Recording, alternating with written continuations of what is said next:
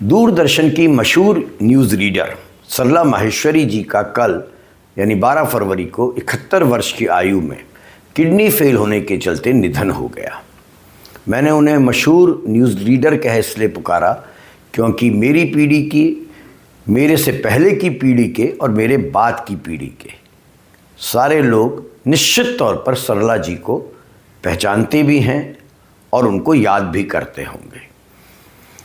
सरला जी के जाने की खबर ने उस पीढ़ी के भीतर एक गहरा खालीपन छोड़ दिया है और ये मैं 3 पीढ़ियों की बात कर रहा हूँ जिसने उनके स्वर में देश दुनिया की धड़कन सुनी थी।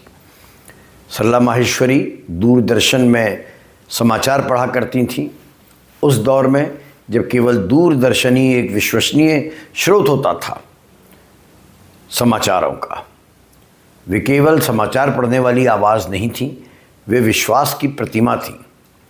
उनके चेहरे की शालीनता, उनके उच्चारण की स्पष्टता और उनके स्वर का संतुलन उस दौर की पत्रकारिता का मानक था। कह सकते हैं कि उनकी मृत्यु के साथ केवल एक जीवन का अवसान नहीं हुआ है, बल्कि एक पूरी पत्रकारिता संस्कृति जैसे स्मृतियों में सिमटती जा रही है। वह संस्कृति जिसमें समाचारों को सजाया नहीं जाता था, परोसा नहीं जाता था, बेचा नहीं जाता था, बल्कि साझा किया जाता था।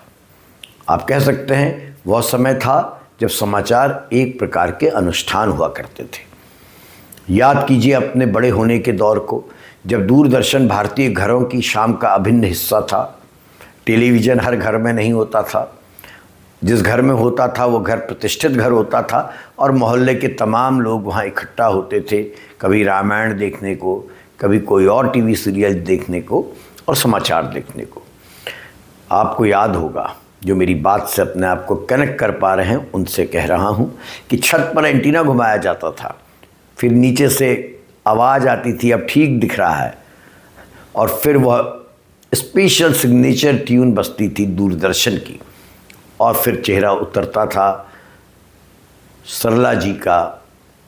घर में सन्नाटा छा जाता था, बच्चों को चुप कराया जाता था। समाचार केवल सूचना भर नहीं बल्कि एक प्रकार की अनुशासन था।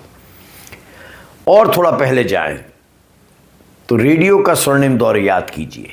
ये आकाशवाणी है, अब आप देवकी नंदन पांडे से समाचार सुनिए। भला हमारी पीढ़ी का कौन है, हमसे पहले की पीढ़ी का कौन है और हमसे इमीडिएट बाद की पीढ़ी का कौन है जो इस उद्घोषणा को भूल सकता है।